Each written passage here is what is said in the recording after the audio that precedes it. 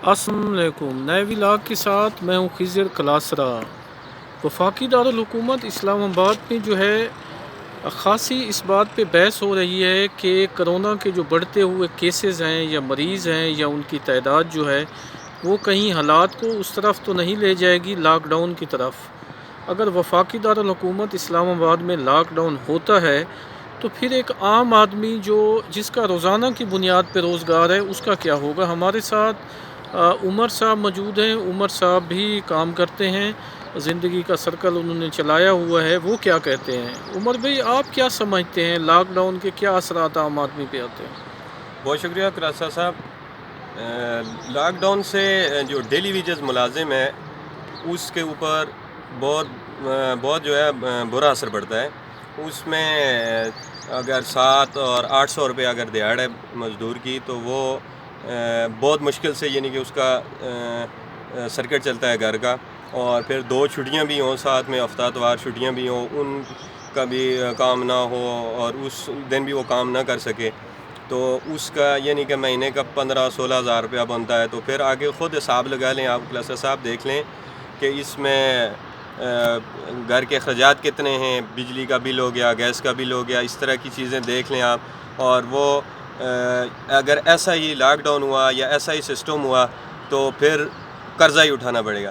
اس لیے حکومت کو کوئی ایسا پیکیج اعلان کرنا چاہیے اس کے بعد لاک ڈاؤن کرے کہ تاکہ جو ڈیلی ویجز ملازم ہیں ان کے لیے کوئی ریلیف پیکیج اعلان کرے تاکہ عام آدمی کی زندگی آسان ہو نہیں سکے۔ مطلب عمر صاحب، اب اتنی بڑی تعداد میں ہم دیکھتے ہیں لوگ ہیں، کوئی ہوٹلوں پہ کام کر رہا ہے، کوئی کہیں گھر کے باہر ریڑھی لگا کے کھڑا ہوا ہے، کوئی کہیں مزدوری پہ جا رہا ہے۔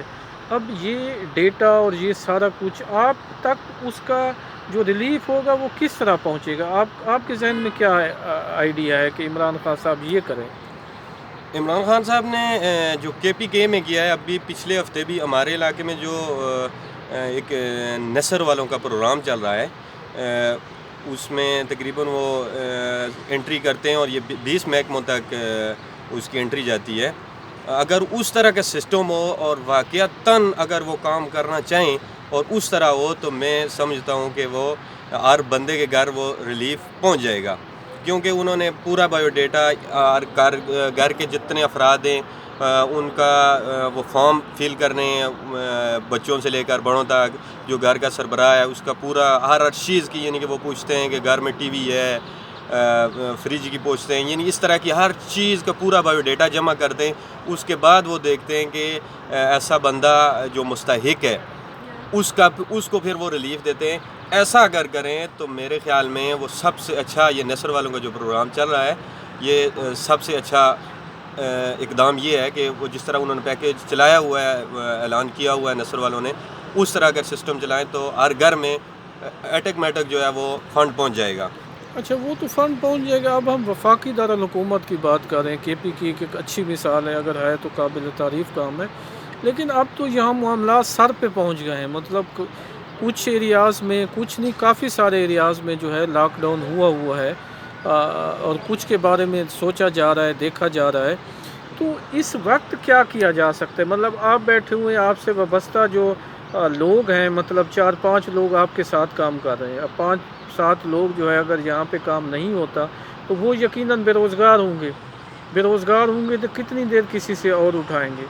کاروبار جو ہے وہ اگر جلدی بند ہوتا ہے اس کے بھی اثرات ہوں گے۔ اس کو کس طرح، مطلب آپ مجھ سے زیادہ بہتر سمجھتے ہیں کہ کیا اثرات آتے ہیں؟ اس میں نے پہلے بھی ذکر کیا ہے کہ عام آدمی ڈیلی ویجز خاص کر کے اس کے اوپر بہت برے اثر پڑتے ہیں۔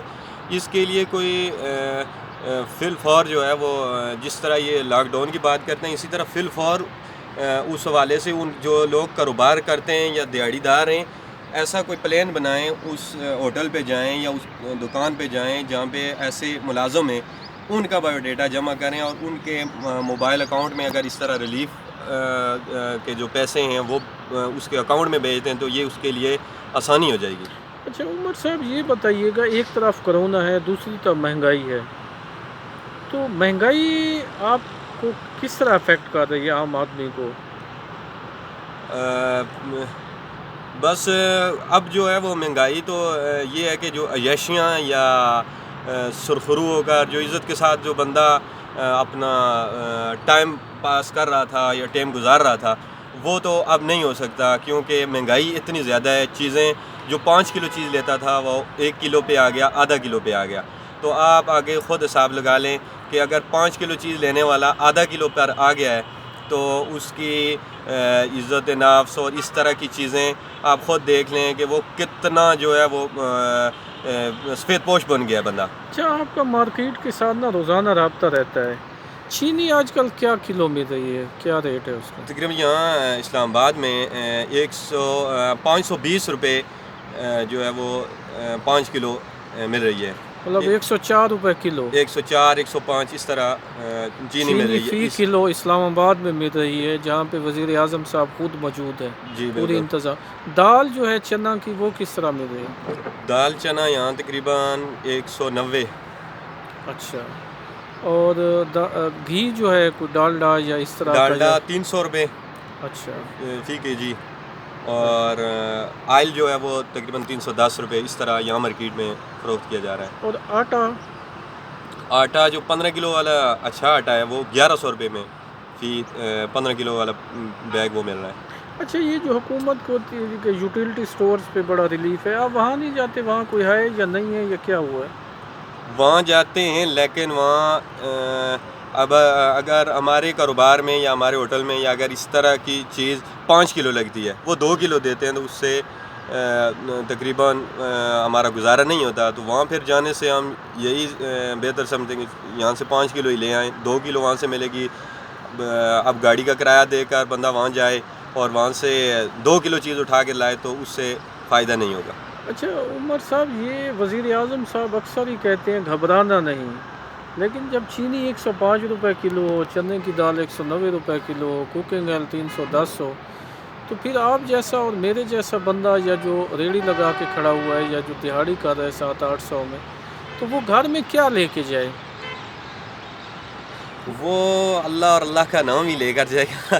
کیونکہ میں نے پہلے آپ کو بتا دیا ہے کہ وہاں پہ سفید پوشی اب جو ہے بندے کی وہ رہ گئی ہے. جو 5 کلو چیز لیتا تھا وہ اب آدھا کلو لے رہا ہے. تو آپ دیکھ لیں کہ اس کی سفید پوشی کا. آپ اس کے پیچھے وجہ کیا سمجھتے ہیں؟ اتنا مطلب مہنگائی کا اوپر جانا ایک دم سے، مطلب 55 والی چیز نہیں 105 پہ 104 پہ 110 پہ چلی گئی. آخر آپ بھی سوچ تو ہوں گے نا، مطلب آپ اور میں یا عام آدمی تو کوئی ایسا کام نہیں کر رہا کہ اس کی وجہ سے ریٹ بڑھ گیا. یہ کرپشن سب سے جو بنیادی چیز ہے وہ کرپشن ہے. عام آدمی سے لے کر یعنی کہ چھوٹے طبقے سے لے کر بڑے طبقے تک ہر جگہ جہاں جائیں وہاں کرپشن، رشوت خوری اور سودی نظام. اللہ کا حکم ہے کہ جو سود کھائے، جو قوم سود کھاتی ہے اس کے ساتھ اللہ اور اللہ کے رسول کے ساتھ یعنی اس کے مترادف ہے کہ جنگ کا اعلان کرتی ہے. تو پھر جو بندہ، جو مسلمان سودی نظام پہ، ہر چیز سودی نظام پہ، قرضہ لو تو سود، اور کوئی چیز لو تو سود، ہر چیز پہ سود ہو، تو پھر وہاں پہ میرے خیال کے مطابق اللہ پاک نے یہ پھر ہمارے اوپر ایک عذاب ہی نازل کیا ہوا ہے. کوئی لاسٹ بات جو آپ پرائم منسٹر عمران خان سے کہنا چاہیں اس لاک ڈاؤن اور مہنگائی کے حوالے سے، آخری بات؟ لاک ڈاؤن اور مہنگائی کے حوالے سے وزیر اعظم صاحب سے یہی عرض ہے کہ آپ جو ہے خود ایکشن لیں اور خود جو ہے وہ مانیٹرنگ کریں. اتنا یعنی کہ خود اعتماد بندے جو ہیں، منافق قسم کے بندے نہ ہوں ساتھ، خود اعتماد بندے جو ہوں ساتھ، ان کے ساتھ لے کر وہ خود مانیٹرنگ کریں اور خود اس طرح چیکنگ کریں. تو میرے خیال کے مطابق اور جو ہے وہ اللہ کی مدد و بہت نصرت. شکریہ.